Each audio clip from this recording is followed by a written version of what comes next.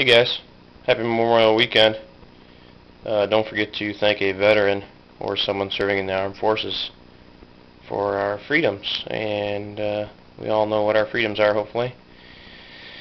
And today me and my brother went out and shot, probably for an hour or so, celebrated our freedoms of the Second Amendment, which is kind of cool. So this is my new XDM. I'm not really going to do a review on it because there's probably 100 reviews and you're probably sick of them, but I'm going to tell you why I picked the XDM in the 9mm. Not just why I picked the XDM. I picked the XDM because it's a great gun. Everybody knows that.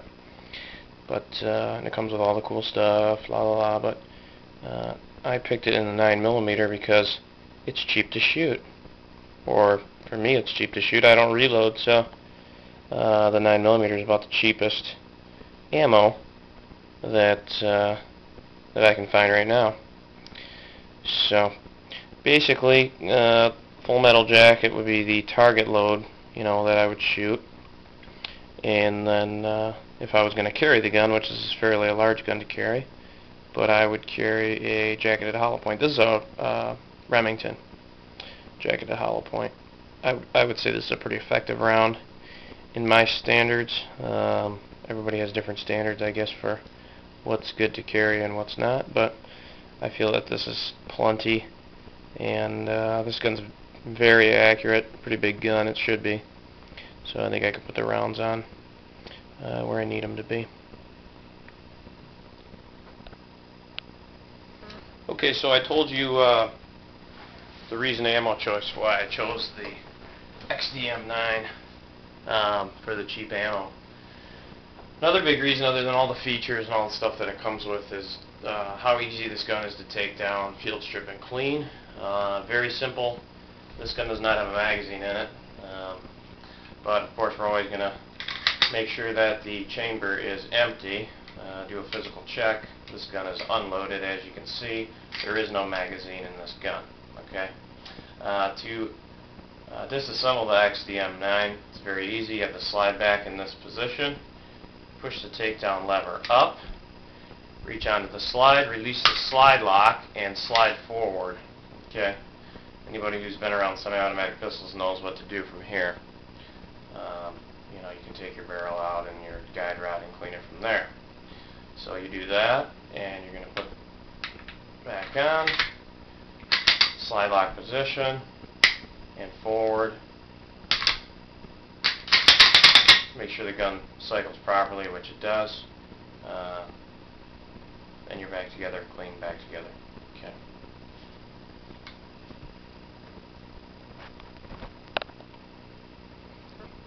Here's a little size comparison for you guys out there who are carrying concealed or considering carrying concealed. This is my Kel-Tec P3AT in the 380 Auto, which I feel is a very effective concealed weapon. Again, everybody has their own standards for carrying, so I feel that this is an effective weapon in most cases. If give you an idea of the size, obviously this XDM is full size, it's much larger. I got a little story I'll tell you. I went down to the Tigers game on Saturday, and went out to eat before. Obviously you can't carry in the stadium, okay? So, but we went out to eat before, and I actually carried my XDM, okay? I'm like 5'9" and 150 pounds. I am not big. I'm not a big guy.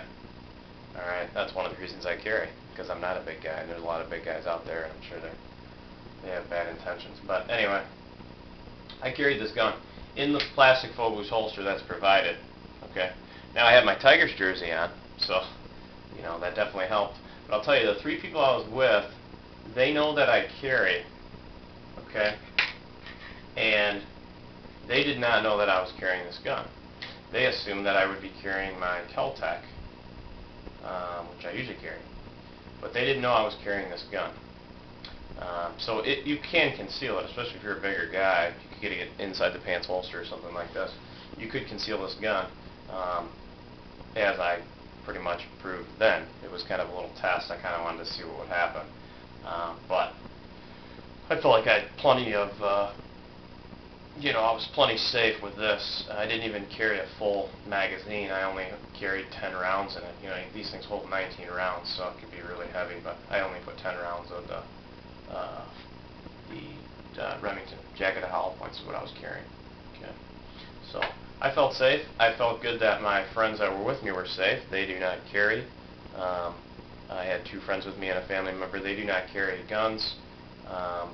So I felt that I was safe and they were safe because I was, practicing my right to carry. So that's my story on kind of the carry side of it.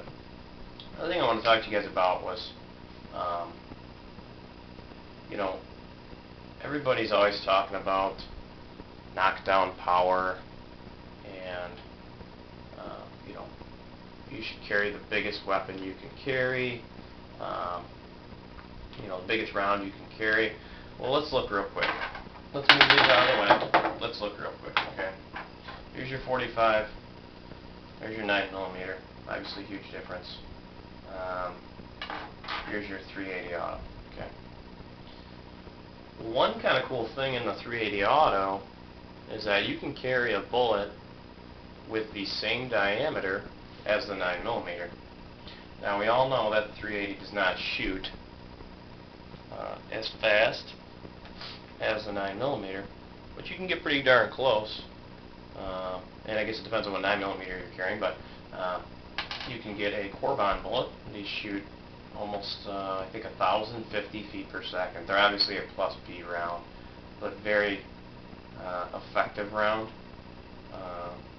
for concealed carry.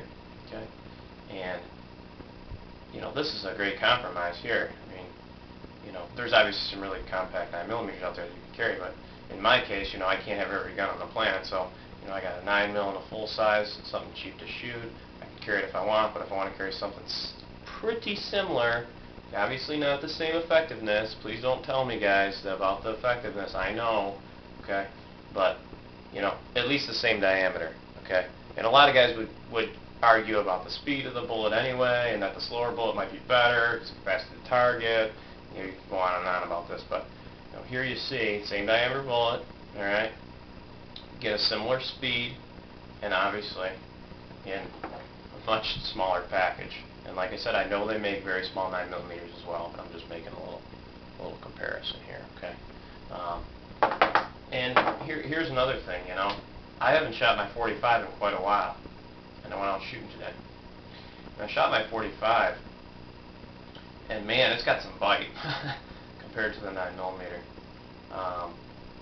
You don't really notice it until you start shooting the lighter 9mm, and then you start shooting the 45. It's got some bite, and it's give and take. You got the 45, you're throwing a football, and you got the 9mm, you're throwing a baseball. But you can throw a lot more baseballs downrange faster and more accurately, in my opinion, or at least for me, than you can a 45 round. Okay, so that's something to consider when thinking about what you want to carry, what's going to be effective. Alright, well, that pretty much concludes my video. Hope you guys didn't think it was a gripe session. I just kind of wanted to give you my own opinion on ammo and kind of the choices that you have. The best choice you can make in ammo, okay, or what to carry, is just carry in itself. I was talking to this guy the other day at work, good customer of mine, and he carries, and he said, it's just like wearing your seatbelt. Hopefully you never have to use it, but if you do, you'll have it. Just like wearing your seatbelt, you should always wear your seatbelt. Hopefully you never get in a car accident, but if you have your seatbelt on, there's obviously a better chance of you surviving. So think of it the same way, and if you have friends that are into guns, and it's all positive stuff. Having training, taking a CCW class and having training, knowing how to use a firearm, there's nothing wrong with that. Education is a good thing. You know, just because you own guns and you know how to use them and you enjoy shooting, that's not bad. That's the smart thing to do. You know, hopefully you can pass along that knowledge to other people. You know, how to handle a firearm properly. You know, that, I mean, there's absolutely nothing wrong with that. So I hope you have a great Memorial weekend. All right. Like I said, make sure you thank a veteran. You know, or someone who's in the armed forces for what they're doing or what they've done. And take care, and I will see you next time. Thanks.